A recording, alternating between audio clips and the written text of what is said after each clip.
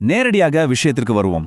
ஒரு டைம் மெஷினில் ஏறி நேராக 1850களில் இருந்த அகண்ட இந்தியாவிற்கு போனால் எப்படி இருக்கும்? கற்பனை செய்து பாருங்கள். இது ஒரு சாதாரண பயணம் இல்ல. நாம் பார்க்க போகும் உலகமே முற்றிலும் வித்தியாசமானது. அந்த 19ஆம் நூற்றாண்டு எப்படி இருந்தது தெரியுமா? மக்கள் அன்றாடம் ஏகப்பட்ட சவால்களை சந்திச்சாங்க. உடுத்தியிருந்த உடைகள் கிழிஞ்சிருக்கலாம், பழையதாக இருக்கலாம். ஆனா ஆச்சரியம் என்னவென்றால், அவர்கள் முகத்தில் எப்போதும் ஒரு உண்மையான அழுத்தமான புன்னகை இருந்தது. உறவுகளில் அவ்வளவு நெருக்கம். எந்த ஆடம்பரமும் இல்லை என்றாலும் ஒரு ஆழமான மன அமைதியோடு வாழ்ந்தார்கள். நம்ப முடிகிறதா? 15. இந்த எண்ணை கொஞ்சம் கவனியுங்கள். இது எதை குறிக்கிறது என்று யோசிக்கிறீர்களா? அந்த கால வாழ்க்கையின் வேகத்தையும் கடினத்தன்மையும் இது அப்பட்டமாக காட்டுகிறது. வெறும் ஒரே ஒரு புகைப்படம் எடுக்க, ஆமாம், சிங்கிள் போட்டோ எடுக்க அந்த பிரம்மாண்டமான கேமராக்கள் முன்னாடி கிட்டத்தட்ட 15 நிமிடங்கள் அசையாமல் உட்கார்ந்திருக்க வேண்டும்.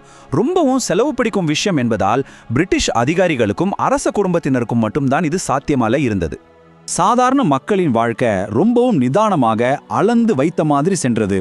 உதாரணத்துக்கு, அரச குடும்பங்கள் அல்லது பிரிட்டிஷ் வீடுகளில் வேலை செய்தவர்களை எடுத்துக்கொள்வோம். அதிகாலையிலேயே பாரம்பரிய உடைகளை அணிந்து வேலைக்கு வந்து விடுவார்கள். வீட்டை சுத்தம் செய்வது, உணவு பரிமாறுவது, பொருட்களை சுமப்பது என்று கடின உழைப்பு. எல்லாவற்றுக்கும் மேலாக எஜமானர்களின் கதவுகள் திறக்கும் வரை வெளியே மணிக்கணக்கில் ரொம்ப பொறுமையாக காத்திருப்பார்கள். இதுதான் அவர்களின் அன்றாட வாழ்க்கையாக இருந்தது. சரி, இப்போ போக்குவரத்து விஷயத்திற்கு வருவோம்.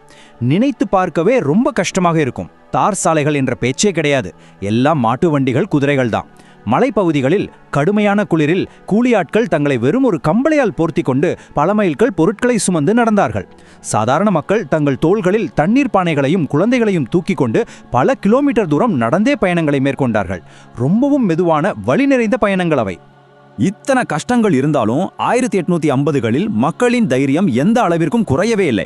தொழில் புரட்சி வருவதற்கு முன்பு மக்களின் மன உறுதியை காட்டும் ஒரு வரலாற்று சான்றாக ராணி லட்சுமிபாயின் இந்த வார்த்தைகளை பார்க்கலாம். நான் சரணடைவதை விட போர்க்களத்தில் மரணம் அடைவேன். இவ்வளவு கடினமான சூழலிலும் சுதந்திர தாகமும் தைரியமும் சற்றும் அசையாமல் அப்படியே இருந்தது. ஆனால் இதே 19ஆம் நூற்றாண்டில் ஒரு மாபெரும் திருப்பம் ஏற்பட்டது. இந்தியாவின் போக்குவரத்து துறையில் ஒரு பிரம்மாண்டமான தொழில்நுட்ப புரட்சி தொடங்கியது.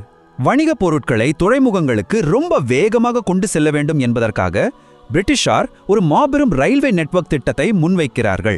மெதுவாக செல்லும் மாட்டு வண்டிகளையே பார்த்து பழகிய ஒரு தேசத்திற்கு இது ஒரு முற்றிலுமான புதிய சகாப்தத்தின் தொடக்கமாக அமைந்தது. இந்த வரலாற்று மைல்கற்களை கொஞ்சம் கவனித்து பாருங்கள். அடுத்தடுத்து எவ்வளவு வேகமாக விஷயங்கள் நடந்தன. 1832இல் மெட்ராஸில் முதல் ரயில் திட்டத்திற்கு ஒப்புதல் கிடைக்கிறது.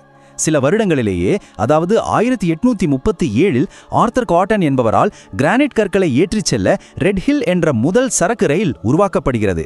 இந்தியாவின் வரலாற்றையே முற்றிலுமாக புரட்டி போட போகும் ஒரு மாபெரும் மாற்றத்திற்கான உறுதியான அஸ்திவாரம் இங்குதான் போடப்பட்டது. அந்த பிரம்மாண்டமான வரலாற்று சிறப்புமிக்க நாள் வந்துவிட்டது. 1853ஆம் ஆண்டு ஏப்ரல் 16ஆம் தேதி சரியாக பிற்பகல் 3 மணி. பாம்பாய் துறைமுகத்திலிருந்து தானே வரை இந்தியாவின் முதல் பயணிகள் ரயில் தனது பயணத்தை கம்பீரமாக தொடங்கியது. சுற்றிலும் பல்லாயிரக்கணக்கான மக்கள் திரண்டு நின்று ஆரவாரம் செய்ய நினைத்து பாருங்கள். அந்த சூழல் எவ்வளவு சிலிர்ப்பாக இருந்திருக்கும்னு. வரலாற்றில் அது ஒரு உண்மையான உச்சக்கட்டம். இந்த ரயிலின் பிரம்மாண்டத்தை புரிந்து கொள்ள இந்த 3 என்ற எண்ணை கவனியுங்கள். சாஹிப், சுல்தான் மற்றும் சிந்து என்று பெயரிடப்பட்ட 3 பிரம்மாண்டமான நீராவி எந்திரங்கள் பெருஞ்சத்தத்துடன் கர்ஜனை செய்து கொண்டே அந்த முதல் ரயிலை இழுத்துச் சென்றன. அந்த சத்தமும் வானை முட்டும் புகையும் அந்த கால மக்களின் மனங்களில் எவ்வளோ பெரிய ஆச்சரியத்தையும் அதிர்வலையும் ஏற்படுத்தியிருக்கும். அதோடு நிக்கல, இந்த புதிய தொழில்நுட்பம் எவ்வளவு பிரம்மாண்டமாக அறிமுகமானது தெரியுமா? அந்த 3 சக்தி வாய்ந்த நீராவி எந்திரங்களும் மொத்தம் 13 பெட்டிகளை இணைத்து இழுத்துச் சென்றன. அதுவரை மாட்டு வண்டிகளையும் குதிரைகளையும் மட்டுமே பார்த்து பழகியிருந்த கண்களுக்கு இவ்வளவு பெரிய எந்திரம், இத்தனை பெட்டிகளை இழுத்துச் செல்வது என்பது கற்பனைக்கே எட்டாத ஒரு இயந்திர அதிசயமாகவே இருந்திருக்கும். இந்த வரலாற்று தருணத்தின் முழு பரிமாணத்தையும் உணர்த்தும் இன்னொரு எண்தான் 400. ஆமாம், இந்த முதல் பயணத்தில் சுமார் 400 பயணிகள் பயணம் செய்யும் அந்த வரலாற்று அதிர்ஷ்டத்தை பெற்றார்கள். பல நாட்கள் செய்ய வேண்டிய பயணங்களை சில மணி நேரங்களாக சுருக்கி ஒட்டுமொத்த தேசத்திற்கும் ஒரு புதிய வேகத்தை, ஒரு புதிய பாய்ச்சலை இந்த இயந்திர அதிசயம் கொடுத்தது. இன்று நிலைமை முற்றிலும் மாறிவிட்டது. கோடிக்கணக்கான மக்கள் பயணிக்கும் உலகின் மிகப்பெரிய ரயில்வே நெட்வொர்க்குகளில் ஒன்றாக இந்தியா வளர்ந்து நிற்கிறது. ஆனால் கொஞ்சம் நிதானமாக இந்த 2 காலகட்டங்களையும் ஒப்பிட்டு பாருங்கள். ஒரு காலத்தில் மக்களிடம் பணமோ பெரிய சொத்துக்களோ இல்லை. ஆனால் அவர்களிடம் ஆழமான மகிழ்ச்சியும் ஒரு விதமான மனநிறைவும் நிம்மதியும் இருந்தது.